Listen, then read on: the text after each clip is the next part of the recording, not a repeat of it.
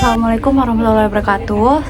Perkenalkan, nama saya Ganesha Siti Fariza. Saya Mandi Putri Ruina. Kami akan membahas terkait dengan faktor yang melatar belakangi bertahan lamanya junta militer di Myanmar. Selamat menyaksikan. Dadah. Myanmar yang dulu dikenal Burma merupakan salah satu negara di Asia Tenggara yang mengalami kekuasaan militer paling lama dalam sejarah modern. Sejak tahun 1962, Myanmar ini mengalami kekuasaan militer yang panjang dan otoriter, dimulai dari kudeta Jenderal Ne Win yang kemudian membentuk sistem pemerintahan satu partai melalui Burma Socialist Program Party or BSPP. Dalam hal ini, dominasi militer tetap bertahan dan berkembang menjadi struktur yang semakin tertutup dan represif. Pada tanggal 2 Maret 1962, Jenderal Ne Win ini melakukan kudeta militer. Kudeta ini menggulingkan pemerintahan sipil di bawah UNU dengan alasan menyelamatkan negara dari krisis nasional, termasuk konflik etnis, korupsi, ketidakstabilan politik, dan ancaman disintegrasi. Setelah merebut kekuasaan, militer ini membentuk Revolutionary Council (RRC) yang sepenuhnya terdiri dari pejabat militer dan langsung menjalankan pemerintahan dengan sistem dekret. Konstitusi ditaguhkan, parlemen dibubarkan, dan institusi demokrasi dihentikan. Kudeta ini menandai akhir dari sistem demokrasi parlementer dan permulaan kekuasaan militer berlangsung di Myanmar yang berlangsung hingga tahun 1974. Setelah terjadinya kudeta, Ne Win ini kemudian memperkenalkan ideologi baru, ideologi negara baru yang dikenal dengan The Burmese Way to Socialism pada 30 April 1962. Ideologi ini menggabungkan unsur Buddhisme, nasionalisme, dan Marxisme dan menjadi landasan bagi pembentukan Partai Tunggal BSPP. Seluruh sektor ekonomi nasional seperti perbankan, perdagangan, pertanian, industri, hingga pendidikan dinasionalisasi. Pemerintah juga menerapkan kebijakan isolasi internasional dengan membatasi visa hanya 24 jam, mengusir lembaga asing, demonetisasi mata uang pada tahun 1964 dan 1987 yang berdampak buruk bagi ekonomi rakyat dan memperparah kemiskinan. Pada 1974, Ne Win ini kemudian memperkenalkan konstitusi baru dan menggelar pemilu.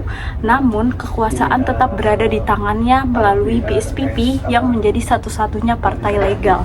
Rezim militer Ne Win menerapkan penindasan sistematis terhadap masyarakat. Semua partai politik, organisasi sipil, dan serikat pekerja independen dilarang. Demonstrasi, khususnya yang dilakukan oleh mahasiswa dan masyarakat sipil, dibalas dengan kekerasan. Institusi pendidikan diawasi ketat oleh pemerintah dan mengalami penurunan kualitas. Pemberontakan mahasiswa dan kerusuhan sipil seperti yang terjadi pada Desember 1974 dan 1976 menjadi respons atas krisis ekonomi dan kebijakan represif. Bahasa, pendidikan, dan kurikulum diseragamkan, sementara kebebasan beragama, berekspresi, dan berorganisasi sangat dibatasi. Pemerintah juga menerapkan kebijakan Burmanisasi yang menekankan kelompok etnis minoritas dan meminggirkan non-Burman. Penindasan ini menciptakan ketidakpuasan luas yang akhirnya memicu pemberontakan besar-besaran pada tahun 1988. Kejatuhan BSPP pada tahun 1988 dipicu oleh kegagalan ekonomi yang kronis, kebijakan demonetisasi yang merugikan rakyat, serta represi politik yang meluas di bawah kepemimpinan Jenderal Ne Win.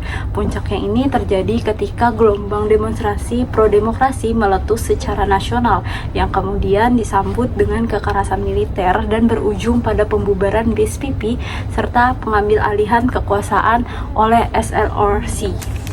Tahun 1988 menjadi titik balik dalam sejarah Myanmar. Di tengah gelombang protes besar-besaran yang menuntut demokrasi, militer mengambil alih kekuasaan dan membentuk sebuah rezim baru, yaitu State Law and Order Restoration Council atau SLORC. Mereka janji cuma mau mengembalikan ketertiban dan akan segera menyerahkan kekuasaan ke sipil. Tapi nyatanya, rezim ini bertahan hampir 1 dekade. Kok bisa? SLORC ini dibentuk oleh Jenderal Sao Maung tepat setelah kudeta militer pada 18 September 1988. Konstitusi 1974 langsung dibekukan dan semua kekuasaan dipusatkan di tangan militer. Mereka pakai narasi kembali ke stabilitas buat melegitimasi kekuasaan mereka. Yang menarik, mereka juga sempat mengadakan pemilu tahun 1990, tapi ketika partainya Aung San Suu Kyi yaitu NLD menang telak, SLRC menolak hasilnya. Nggak ada pelantikan, nggak ada transisi, demokrasi cuma jadi simbol di atas kertas.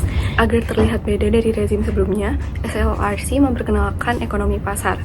Investasi asing dibuka, perdagangan diliberalisasi, tapi jangan salah, politik tetap dikunci rapat. Ini jadi semacam strategi dua wajah, terbuka secara ekonomi tapi represif secara politik. SLORC juga mulai ajak kelompok pemberontak etnis buat berdamai. Mereka bikin kesepakatan gencatan senjata dengan belasan kelompok, tapi bukan untuk rekonsiliasi, melainkan untuk menjaga kekuasaan tetap stabil. Yang gak mau damai tentunya langsung dihadapi dengan kekuatan militer. Selama masa ini, militer juga diperbesar dan dimodernisasi. Jumlah personel bertambah 2 kali lipat. Senjata dibeli besar-besaran dari Tiongkok dan Rusia. Anggaran militer meroket, sementara media dan universitas dibungkam. Jadi, kenapa SLORC bisa bertahan lama? Karena mereka main aman di atas 3 hal, yaitu represi politik, kekuatan militer, dan kontrol narasi. Meskipun mereka janji sementara, kenyataannya militer tetap jadi aktor utama dalam politik Myanmar sampai hari ini. Era State Peace and Development Council or SPDC yang berlangsung tahun 1997 sampai 2011 merupakan kelanjutan dari kekuasaan militer Myanmar yang telah mengakar sejak kudeta 1962 dan diperkuat oleh rezim SLRC. Walaupun terjadi perubahan nama dari SLRC ke SPDC, struktur dasar kekuasaan tidak berubah. Namun militer tetap menjadi aktor utama yang memegang kekuasaan politik, ekonomi, dan hukum. SPDC ini terdiri dari para jenderal senior yang memusatkan kendali atas seluruh institusi pemerintahan dan menjalankan kebijakan yang mengukuhkan kekuasaan militer. Pemimpin di era ini adalah Jenderal Tan Swe yang menjabat sebagai ketua ekspedisi juga panglima tertinggi militer. Swe ini terkenal dengan otoriternya dan sangat berhati-hati terhadap pengaruh asing walaupun oposisinya internal. Di bawah kendalinya, ekspedisi ini menyusun konstitusi tahun 2008 yang secara legal memberikan militer peran tetap dalam pemerintahan, termasuk mendapatkan jatah 25% kursi parlemen dan kontrol atas kementerian strategis. Terjadinya pemindahan ibu kota ke Naypyidaw pada tahun 2006 juga mencerminkan semakin tertutupnya kekuasaan dari rakyat. Kebijakan paling kontroversial yang diterapkan oleh rezim ekspedisi ini yaitu sistem klasifikasi kewarganegaraan yang diskriminatif melalui pemberlakuan kartu identitas berwarna berdasarkan status warga negara. Kebijakan ini secara sistematis melakukan diskriminasi kelompok etnis dan agama tertentu, seperti Muslim dan Hindu, yang dipaksa memilih label etnis asing seperti India, Pakistan, atau Bengali walaupun udah lama tinggal di Myanmar. Selain itu, ekspedisi ini juga membatalkan white cards, yaitu dokumen sementara yang sebelumnya memberikan hak pilih bagi kelompok seperti Rohingya yang menyebabkan ribuan orang kehilangan hak politik mereka. Melalui sistem verifikasi kewarganegaraan yang bias, ekspedisi ini memperkuat eksklusi administratif dan memperburuk status tanpa kewarganegaraan terhadap komunitas minoritas, khususnya ini etnis Rohingya. Penjatuhan ekspedisi ini dipicu karena adanya kombinasi tekanan internasional, kemiskinan struktural, dan krisis legitimasi yang mendalam. Walaupun ekspedisi ini secara formal masih berkuasa sampai tahun 2011, tapi sebenarnya sejak awal tahun 2000-an, ekspedisi ini udah kehilangan dukungan internasional dan dikecam oleh organisasi-organisasi internasional seperti ILO, UNDP, dan IMF akibat praktik kerja paksa, korupsi sistemik, represi terhadap minoritas etnis, dan pembatasan kebebasan sipil. Di sisi lain, masyarakat juga mengalami kesengsaraan mendalam akibat perampasan lahan secara besar-besaran, sistem hukum yang tidak adil, dan pembungkaman aspirasi publik.